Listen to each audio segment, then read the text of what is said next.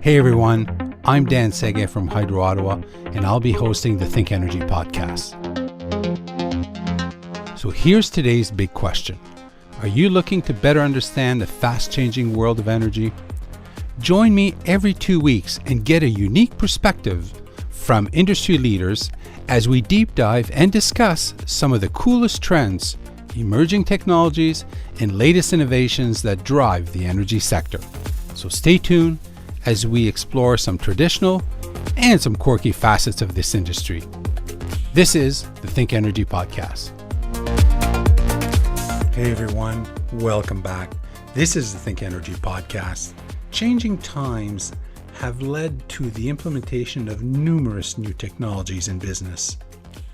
One of the most fascinating is this, what you're doing right now, listening to a podcast. First, thank you for listening. I'm grateful that every 2 weeks you tune in to our show. As the world becomes busier and channels more cluttered, podcasting is becoming increasingly popular. According to Forbes, there are 62 million Americans listening to podcasts every week. But why? With more than 850,000 active podcasts available, the variety of topics is limited only by your imagination. Podcasts have been around for a decade and a half, but in the last 5 years, we've witnessed a renaissance. Thanks to smartphones, podcast apps, and voice-activated speakers, they are easier than ever to access. Hydro Ottawa opted to invest in podcasting because they are convenient, very portable, and easy to use with tremendous listener retention rates. In addition, they provide a repeat touch point for audiences. Podcasts have a unique way of making technology disappear. You simply listen to your device. There's no tapping, swiping, or clicking.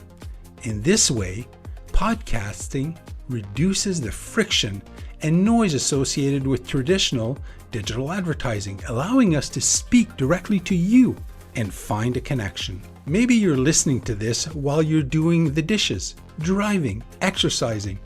With podcasts, our hands are free to multitask. A recent study showed while 49% of podcast listening happens in the home, 22% happens while driving, 11% at work, and 8% while exercising. If you ever thought about starting your own podcast or wanted to learn more about the process, this episode is for you. It's relatively easy to begin with little overhead or broadcasting experience. You can actually start recording a podcast with just your iPhone, a pair of headphones or earbuds. So here's today's big question. How can podcasting effectively build relationships and trust and become an efficient way to make positive connections with people simply using the power of voice? To help us better understand the strategies and process behind podcasting, we've invited the co-founders of Podstarter on today's show. They share a vision of helping people and companies make great podcasts and guide them how to tell compelling stories. They've built global audiences and have worked with broadcasters like the BBC. Their company is responsible for more than 500,000 podcast downloads. Dear listeners, please welcome Jonathan Burns and Rhys Waters. Gents, first things first, tell us about your company Podstarter and what drew you to podcasting. I personally started in podcasting back in about 2015, back in the UK. I was working on some radio projects for the BBC, and we kind of got roped into releasing some radio shows as podcasts, and it kind of spidered from there. My background is in film, so it was kind of a really exciting new creative place to just play with audio and tell stories and kind of grow in that environment. So since then, yeah, just been having fun with it, seeing what challenges you can overcome in terms of recording in real world locations and studio spaces, and then having those kind of conversations that you can't necessarily have in other realms that podcasting really allows you to take advantage of. Yeah, for myself, there's a couple of reasons of why podcasting really sort of drew me to it. My background has been creating content anywhere from online training videos to building augmented reality, virtual reality experiences, sort of content that has impact or connects with an audience in a unique way. And having met Rhys a few years back, we started having conversations around podcasting and how accessible it is to be able to communicate and craft stories. And the company, Podstarter, sort of evolved out of that notion of A, it's accessible, but B, a lot of people are doing it, not necessarily doing it well, but there's an opportunity to be an expert at it. And we launched really as a sort of a consulting company to help people learn and how to do it, and then off you go. But it's morphed and evolved into full podcast production, to creative services, to micro content, to everything sort of wrapped around that podcast cycle. Here's a question for you both. Didn't video kill the radio star? In the age of TikTok, YouTube, and social media, podcasts feel a bit like a throwback to the days of radio. Why the surge in popularity? I really like to talk about NPR in the US because they are the biggest podcasting network in the world, and they started out as a radio station that was really, or a radio kind of producer that was struggling. NPR was people. There were lots of articles if you go back 10 years saying NPR is dying, it's being defunded, no one's listening, and then they essentially just shared the same content they'd been making for decades on a different platform in a more accessible way that people wanted to listen on, and people instantly connected with it in a new way. And the audience is younger than ever. They're a behemoth in terms of their podcast influence. So I think that the explosion comes from the fact that audio is a very accessible and powerful tool to use to market and communicate. And podcasting just clicked as a new platform that people could do it, that people could share those ideas on, and really have an opportunity to do it in an affordable, regular, and authentic way. So I think it was just a distribution problem, and that's been fixed now. So. Well, I take a different approach. Rhys laughs at me on this because I put the marketer's hat on, and I think about the notion of radio or audio not being as good as another platform. I think of it as, from a marketing standpoint, if you pick just one platform and run with it, you're dead in the water. You need to understand the strengths of each of these different platforms and what they're trying to achieve. Podcasting is really unique, and I think of the decline of radio, where it used to be en masse, and you had your BBM and Nielsen ratings start to say the traditional, the jazz station had a sort of a macro audience, not really finite. Podcasting is so unique in its ability to be so hyper focused on one particular topic. It is niche, as niche it can be. So I like that as a platform to be able to say, I could communicate any type of particular message to whatever particular audience. And that gets back to your idea of, what makes a successful podcast. Is it mass appeal? Is it mass reach? Is it talking to an audience of one? Is it a personal journey or personal journal rather? So trying to figure out what you're using a podcast for. Like all platforms, they have a place and a space. How easy is it for someone to get started in podcasting? Do you have to be a celebrity, because I'm clearly not, or have a big name brand to launch a podcast? It's a funny question. It gets back to the success. What is your key performance indicator? What's that measurement of what you're trying to achieve? And I look at the successful podcasts that are getting millions and millions of downloads, and sometimes I scratch my head and I wonder how they navigated through the clutter. Fame certainly helps from a volume standpoint, but you've got other things that are done by the quality of the content. I look at The Daily. The Daily is always in the top 10 and talks about breaking news.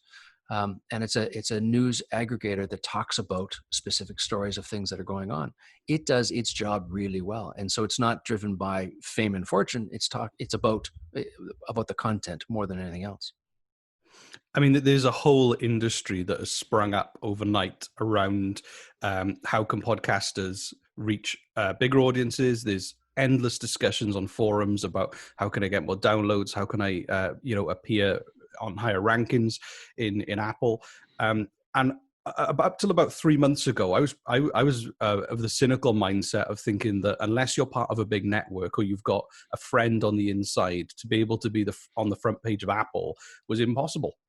But the last 2 months, I've been on a bit of a roller coaster journey with a new project where we had zero brand recognition, zero celebrity power, zero social media following. And it's now become a show that is on the front page of Apple in Canada and is in the top 50 shows and the top 10 for its genre.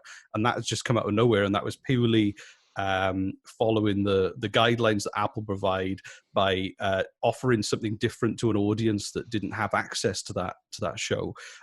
So it is possible to break through, even if you don't have all those big people in your corner backing you and helping you launch in the first place.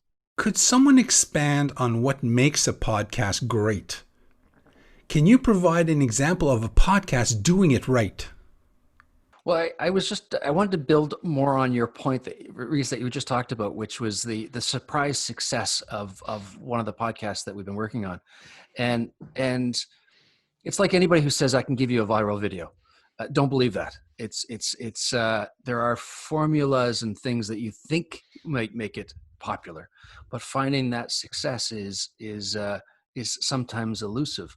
But as Rhys was just talking about in one of his examples there was, you don't necessarily need to know somebody in placement. You don't need to be a part of a network. You don't need to fit those traditional structures. You can still find success without it, but understanding that the success needs to be sort of anchored, or sorry, the podcast needs to be anchored in some key principles of good production value, good quality, interesting topics, well-spoken people, a variety of those elements that make all podcasts good. Making sure you've got those fundamentals and foundations, I think, is crucial in this day and age. You can't launch with a just your Apple phone in the basement, roughly getting out to market. Maybe you can, but it'll be a stretch. And I think for me the secret to kind of the secret to most of the great podcasts that have really risen and built a huge audience is that they have a genuine connection with their audience. They have a genuine connection with the people who want that content, and they really look after them and serve them the kind of ideas and entertainment and thoughts that people have really been missing, that they haven't got in maybe more mainstream channels. So I think there's that those shows that are really elevated are the ones that find that audience, look after them, and then just improve what they give them and how they give it to them over time. And an example for me in terms of podcasts that are doing a really good job, I am obsessed with Business Wars, which is a Wondery production. And it's an example of just really good storytelling, very high production value, acting, sound design, scripting, packaged in a way that just is easy to consume. You can binge listen. Each episode is like 30 minutes long. But the reason I like it is that they tell the stories that you haven't heard about great business rivalries like Puma versus Adidas or Chevy versus Ford. And what they do is really bring to life those behind the scenes deals and boardroom kind of battles and vendettas that people have. So they're reframing a business topic in a completely new way. And that's what really engages me to it. And to me, is an example of a great podcast is going, well, what can we do in the podcast realm that we can't do everywhere else? And then really running with it. Rhys, Jonathan, let's talk discoverability. With over 850,000 active podcasts out there, what are the best strategies to be discovered? How does one go about promoting podcasts and grow a listenership? I guess as the marketer, I may want to tackle this one, and it's a tough question. I don't know if you've actually watched anybody scroll through their Instagram feed. They've been talking about the attention span of people getting shorter and shorter and shorter. You look at your 4-second ad spots, all of this kind of stuff, and we've been talking about sort of the brand promise, making sure that things are aligned in what the deliverable is going to be. And that means anything from the thumbnail, the image that people first see, to the title for a search, but also for a relevance of the conversation, to everything from show notes to the first tone and music of the podcast needs to all be sort of aligned, so that if you're able to get the discoverability from an image to a write-up to the title of the podcast, and getting into the space will get you from interest to subscriber. But that's only on the podcast platforms. We are huge fans of saying, let's leverage other platforms, other communities to be able to drive traffic back to the actual podcast. And that means micro content, small bits, small cuts, small pieces of, for example, this interview, this conversation, to put on to say LinkedIn for that audience to be able to say, I'm interested in that topic or that conversation or that one-liner. And it becomes an audio clip or a sentence from a video standpoint or a visual standpoint, even from the transcripts of the show, to actually then generate a blog post, to be able to use this content in a variety of different ways in the different mediums. It's not all about getting found on Spotify, for example. It might be, how do I get found on my Instagram channel? And using those to build those communities so that people inevitably move back and forth across those platforms, across those channels, to get engaged with the conversation that you're having. Yeah, from my point of view, I kind of when you look at an audience, and when you have a conversation with an audience, the interesting thing is the statistics really show that there are two things that are really driving recommendations.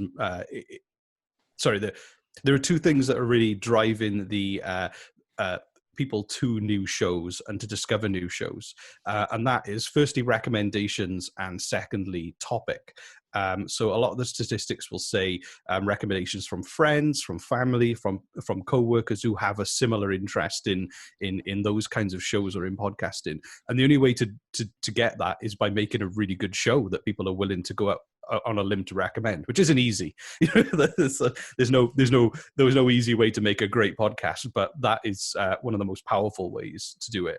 And secondly, in terms of topic, talking about a topic that you're passionate about, that you have something interesting to say, then would help with the discoverability. Like some people, I've seen some stats where people search in a podcast platform by that topic because they want to learn about that topic. So making sure that you describe the episodes and you have good show notes, and that all of that information is kind of built in so that you are discoverable through that topic, but then also engaging with audiences and forums and groups online that are centered around those topics too. Often sharing a podcast on a Facebook group, for instance, that is really relevant to that group can drive a lot of traffic back to your podcast too. So promoting a podcast takes time, and growth depends on consistently producing engaging content. What's a realistic goal for a podcaster to aim for in terms of percentage of growth to know if they are successful? Is it about that, or are there other indicators of success? In terms of setting a goal for new podcasters for growth and success, I think that the key indicator of success is what you define it to be in the first place. If you want to be the next Joe Rogan, then chances are you're going to be disappointed for the next 10 years. But you might not be. You might be the next Joe Rogan.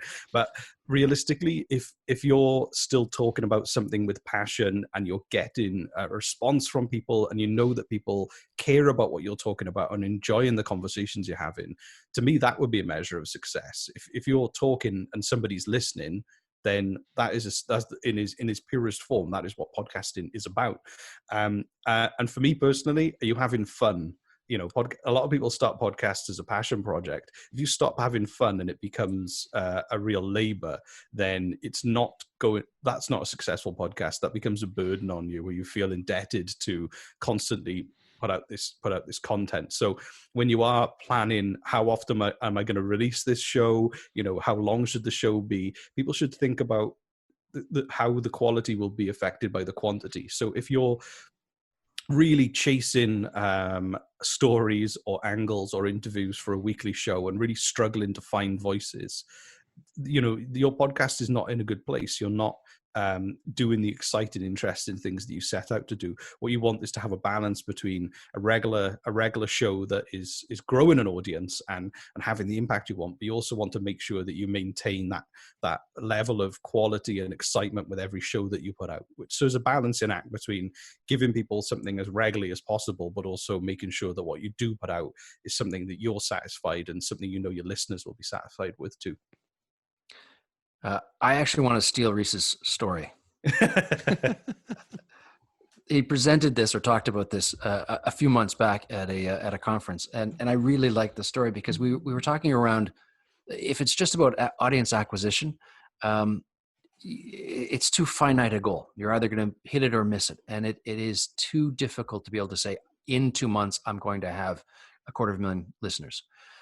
So understanding what those objectives are very important. Rhys was working on a podcast that found phenomenal success, great fan engagement. They were into merchandise and live events, and the BBC had said, you know what, we want to take this podcast and put it on a broadcast. We actually want to make it into a TV spot as well, and it morphed and it evolved. And as they're going along and seeing these levels of success, it moved their benchmark.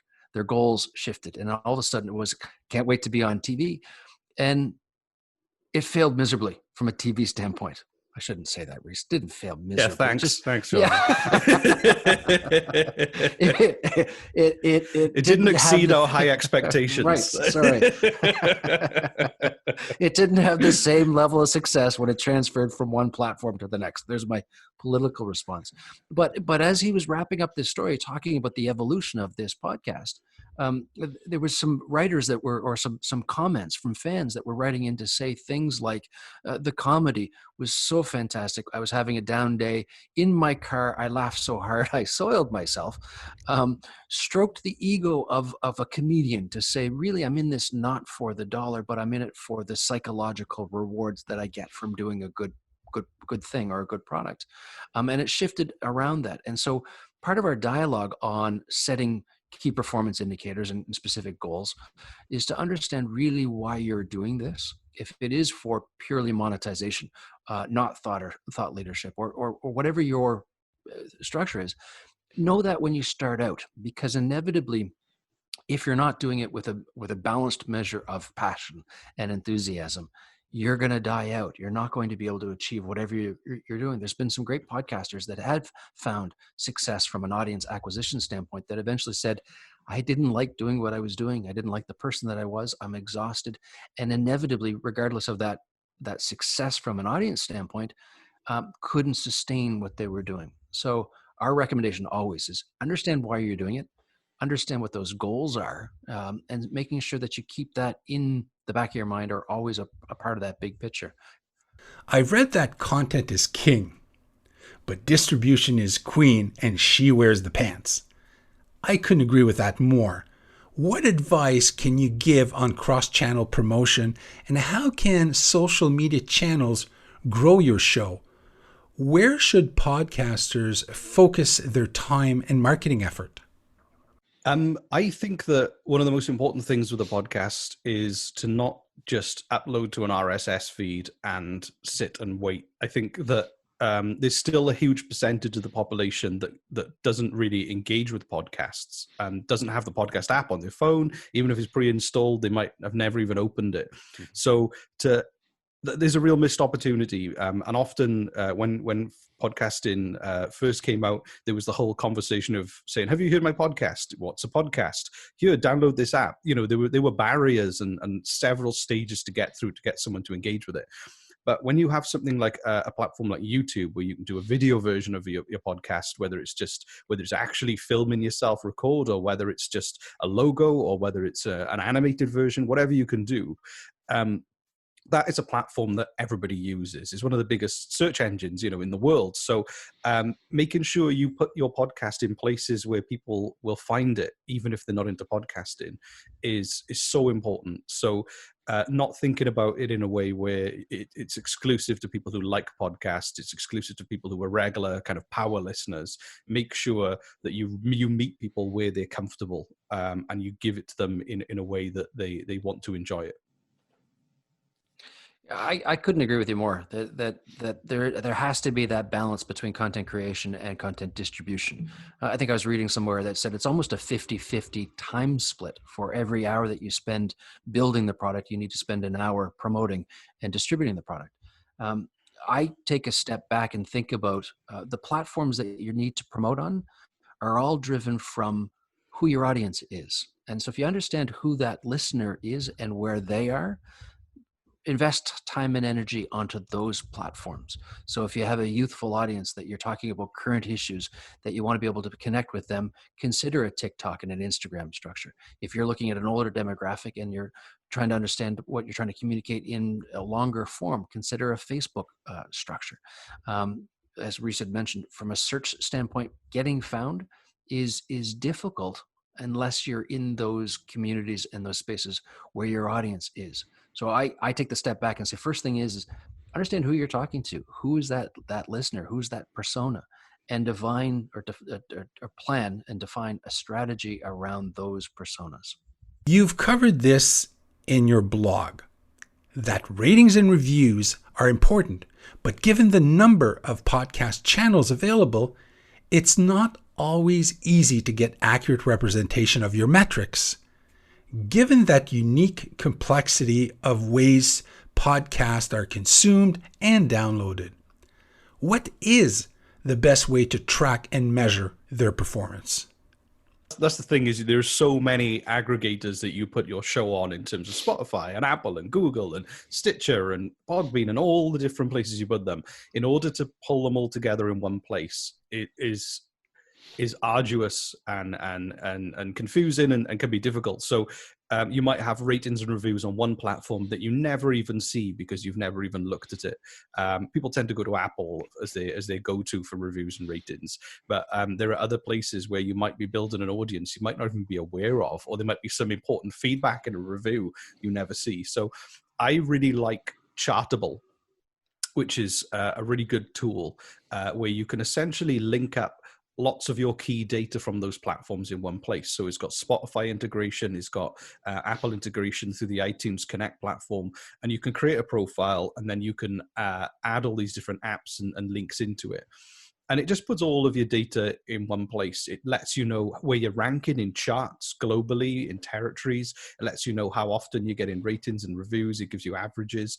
And if you sync the data up properly, it also gives you an idea of listener drop-off. So what percentage of people are listening right to the end? What percentage of people, where are you losing your audience? So like one of the things that Chartable really helped me with having that platform was I could also track other shows that were maybe similar, and it wouldn't give me, obviously it wouldn't give you as much detailed data about somebody else's show, but you could check out their rankings in the charts, and it'll give you a good indication of where you are and what the downloads mean. And if you really aspire to a show, you can kind of see how they're performing, and if what they're doing works, and if it doesn't work. So I kind of find it as a really good central place to look at different information and to start investigating and digging in new ways that you maybe couldn't on each individual one. On the flip side, Podstarter is not usually looking to create the next Podstar. We usually have clients that are company organizations that are saying their mandate is a little bit different, whether it's to increase the amount of thought leadership that the company is perceived as, increasing their social reach. So a lot of our clients will typically use a podcast not to grow an audience in the podcast structures, but to increase traffic to the website or increase traffic to a particular page on a website or social channels. So we end up having to, from an analytics standpoint, use a mashup from Google Analytics to the hosting platforms that we're using to be able to see who's downloading and viewing the podcast. We had a client that said for every 100 view of a podcast that we had created for them, they were having a 10x multiplier on the website view, meaning that the actual podcast page was getting the traffic into the space, but people then weren't clicking on the podcast. They were then going somewhere else within the website. So they used us as not a lead generation, but as an audience acquisition for the website instead of the podcast. And that gets back to, why are you doing the podcast? And from a business standpoint, a lot of the times it's not just building a podcast audience. It's about other tactics and other strategies to be able to have dialogues with their intended customer, future prospects, etc. Okay, so where you would fit in that funnel. Yeah, exactly. Right. So for a lot of the times when you think about podcasts are great from having deep, honest conversations, typically unedited. There's a transparentness in that dialogue. And that is sort of a top line funnel conversation about a branding opportunity to be able to say, we have thought leadership in this particular space. Listen to the people that are having these conversations. We want to be a part of that community. And if that strikes a balance between a potential customer, an existing customer, and it goes to loyalty or acquisition, whatever it is from a sales and marketing standpoint, you're now in that community and having that dialogue. It's like when social media was first being launched, everyone was going, how am I going to use that as a business tool? And you look at the airlines that sort of embraced it as an opportunity to use it from a customer service standpoint, to use it as a loyalty standpoint, to be able to measure people's opinions of their service in the space. Podcasting has that really unique way to have these broad topics, these interesting conversations, and being able to stamp an organization's participation within that space. It's really interesting. Let's talk about length, format, and frequency. What are some podcast production best practices? What are the key elements of a podcast that should be optimized to reach and engage? I've read that the ideal duration is 20 minutes and the ideal release frequency is weekly. And that's based on averages and just looking at across the board what has performed best. But I don't, that is not a rule. That is not a one size fits all kind of answer to that question. I think you have to make the show that fits your conversation. So if you're doing a very quick news roundup daily show, you're going to be looking at 5 minutes. If you're doing something that is a weekly show, 15 to 20 minutes is a good duration to look at. But there are some shows that have had huge success and built massive audiences that do really deep dives. There's one podcast that I've worked on and off with called Astonishing Legends, and they cover like mysteries and true crime and paranormal and conspiracy topics, and they do it in a very kind of high level deep research way. So one topic, they did 4 episodes, and it was probably about a total of 8 hours of content with really detailed research. They actually have a team of researchers working on their shows. So that show is hugely successful because they take the time and an effort to really dive into a topic in a way that other shows don't necessarily have the time or energy to do so. So I think that you've really got to look at what your goals are. What is this podcast trying to do? And who do we really want to appeal to? Who do we think will listen? Who is the audience that we imagine in our heads? And really fit it around that, because although a weekly 20-minute show probably would get more traction, it might not be it might not meet the goals that you've set out. It might not allow you to do what you want to do in the space. I guess maybe the only thing I could add to it is understanding what people are doing while they're listening to your podcast. And that shifts their activity. So if I'm actually doing it at work, I've got a longer period of being able to listen in the background. If I've decided to download a podcast because I have to mow the lawn, well, it's as long as it's going to take to mow the lawn or wash the dishes or whatever the chore or the activity is. If I'm driving into work, I don't want to download 6 or 7 podcasts. I would like to actually have the longer form that suits that traffic duration, right? So kind of understanding that niche probably has an impact on how long people are getting to the end of it. But I think the better points, which is what Rhys had talked about, which was the content itself should dictate how long it's going to be. If it's quick updates from a newsworthy standpoint, 5 minutes or less, I got my update and off I went. If it's a long form deep dive into a crime story, for example, it's as long as the story takes it to be. But the smart podcasters also know if they're starting to lose their audience at a particular point, I need to scale it back. I need to edit it a bit better. I need to make the story tighter. Okay. But other than all that, exactly what Rhys said. He's right. I was driving back and forth St. John between Halifax and St. John last summer, and it's about a 4-hour drive. And I was measuring the distance based on what I would plan my podcasts around that 4-hour duration. So I got a 2-hour podcast, I'll stop for a break, and then I'll put another hour one on. I'll stop for a coffee, and then another. So it's funny how people kind of will choose shows just based on the duration alone, depending on the context of how they're listening. Is something that people don't always consider, but it can be really powerful in terms of the listening experience and how people are enjoying your content. Yeah. Now, I've read a staggering stat that 75% of all podcasts fall victim to pod fading. What are some recommended strategies to avoid that creator fatigue? How do you keep it spicy? So I would say that if you're a podcaster and you have suddenly built a blossoming audience and your formula works, sometimes it can be terrifying to deviate from that formula and do something different. But then there's the equal danger of remaining the same and becoming stale and losing your audience because you become too predictable. So you do want to innovate and develop and improve your show over time. And that is terrifying for some people because obviously you don't want to put a foot wrong. You don't want to lose your audience. But the amazing thing about podcasting is that it is a community. So what you can do is you can have a conversation with your audience, with your listeners, ask them for feedback. If they care about your show and they're tuning in, they care about the creative direction of it. So you can try things out, let them know you want to try something out, and let them know if they like it or not.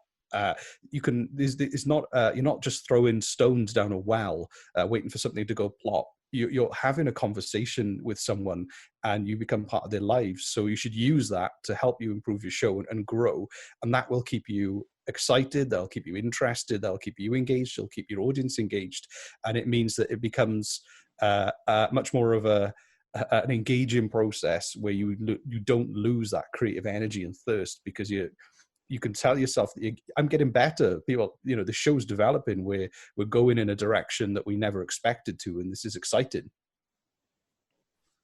I couldn't disagree with Rhys more. There's nothing wrong with pod fade. Pod fade, every good thing needs to come to an end. It all does. You can't keep it going forever. It becomes a question of whether it's exhaustion or losing focus or losing interest, losing passion, but it is going to come to an end inevitably. I go back to our earlier conversation about understanding why you're doing it. And I think that becomes part of the motivators. If you understand your inspiration and your drive and the reasons for doing this, it's going to extend that and keep you honed in and focused on the creative principles that make your show good. And as you get better, we're always trying to strive for perfection and we're trying to improve. And if you're engaged with the process, it's going to go as long as it's going to go. But iteration, pivoting, changing, all of that is normal as well. And so pod fade's a funny term because pod fade sort of has that notion of exhaustion. I don't want to do this anymore. I can't continue. And then it becomes a betrayal to your audience. I'm on the other side of that. I think good things can naturally come to an end and you can start something new again. So like I said, I completely disagree with Rhys. This happens a lot. Okay. Not publicly. Usually, this is. we both thrive off the creative energy of having different perspectives and what you can create in that. So is a positive thing. Speaking of digital marketing, podcasting is a great tool to add to your marketing strategy. How do podcasts impact search engine optimization? Jonathan, do you want to answer this one or Jim? Actually, you're from a digital standpoint. Yes, I'll answer it. I think we both should because there's a lot of shifts now on Google's algorithm looking for audio content and trying to make sure. It's one of the reasons why we transcribe most of the podcasts that we're doing because it helps the algorithms find the topics that are being conversed. So we are not experts on search engine optimization, however. We have a sort of a loose understanding of key topics and making sure keywords are distributed throughout all of your platforms. But yeah, I would stumble to answer this question accurately on how to best make your content optimized for search engines. I guess fundamentally, this is an audio format, but most people find things by typing it in a text format. So as the opportunities where you can really, like Jonathan said, transcribe and have decent show notes that really go into detail about who's on your show, what are they talking about, what topics are relevant, really trying to extract as much text-based information from your podcast and putting it in an arena that is discoverable in those search terms, whether that's getting featured in news articles, whether that's tags on YouTube, whether that it is a section on your website or a blog post that is primarily just show notes for each podcast. That's the making sure that audio is translated into that text medium is the only way to do it. But Jonathan's right in terms of search engine optimization. We're not experts in that, but the tools of transcription and sharing that is probably the best way to go down that route. I'd love to hear your thoughts on what makes podcasts so inherently personal. Is it that the experience of listening is intimate? That story creates a human connection? I'd love to hear your thoughts on this one. I think in the most basic terms of communication and storytelling, the human voice, we've evolved for the human voice to be our main form of communication. That's how even when we were sitting around campfires sharing fables and stories and it comes back to that kind of moment really where people would share information through that medium in a way that really connects and really kind of educates people and really makes people feel. So podcast is just a modern retake on that. So it's built into us fundamentally to kind of for that to work. It's built in fundamentally for us to listen, for us to enjoy that voice and build a relationship and really buy into what is being said. And one of the stories I really like is the stories that are told by Australian Aboriginal tribes. And the stories they tell are actually maps. So if you wanted to get from one place to another, there was a story you would remember, and that story actually gave you directions. So as the hero went on this journey, he might encounter a snake or a giant, and it would resemble the landscape as you go. And it just shows that being able to remember a story that you've been told in that way is such a powerful way of retaining information and learning and just absorbing what is being shared with you. Yeah, I think, if I break it into two different categories, right? There's the scripted and the unscripted format. And the scripted is usually really good at actually telling those specific stories. But I like the unscripted notion because it's like gathering around the campfire. And it's bringing people into those dialogues as an unscripted conversation. It's honest. You can reveal your character, your thoughts, what you're about. You don't really, it's exposing. People that are listening to this can make their assumptions and judgments of Daniel, myself, and Rhys, of the characters and the people that we are as we're speaking. And I think that's the intimacy behind it. Somebody is able to participate in the conversation by being involved with it, not necessarily having a voice on the show, but still having a voice in some capacity. It's intimate, I find, right? And I think of it as like that campfire invitation where people are gathered around, sharing thoughts, sharing ideas, sharing opinions in an honest, humorful way. Okay, are you able to share with our listeners what podcasts you're loving right now? I love, I listen to Masters of Scale, and I've listened to it for a while. And it's from one of the founders of LinkedIn. I like Masters of Scale because it is the sort of the behind the scenes story of successful people before they're successful. And it talks about the humanity of us all. We all started in different spaces, and it's the journey of your life or your career or a success or a failure. And it goes into things like, fail fast and understanding that failure helps you grow and evolve. But I like the tone of it. I like the casual approach. I like the behind the scenes look and feel. It's one of the ones that I stick to. But also from a Canadian standpoint, I put on the Debaters frequently from CBC as a sort of a noise in the background to make me smile. For me, I really like the insight you can get from podcasts and the conversations you can drop in on. So I'm really into a show called The Art of the Cut, which is basically a podcast for video editors and people who are really nerdy about video editing and film edits. But they have some amazing guests. They have people who edited like the new Star Wars film, or films like Ford versus Ferrari, any films that are released recently, or big blockbuster movies. They have a really in-depth conversation with the team who edited them, and as someone who kind of geeks out on film, it's just heaven. So that's what that's what I really like about it. I don't know where I would hear those conversations without this medium. So it's a big recommendation if you're as geeky as me about film. So Rhys, Jonathan, we've reached the end of another episode of the ThinkEnergy podcast. Last question for you. How can our listeners learn more about your company, about you? How could they connect?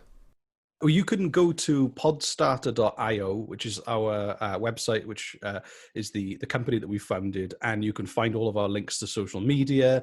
You can get in touch with us. You can read a bit about the kind of the work we do and the shows we've produced. And also, we also have a podcast called Podstarter.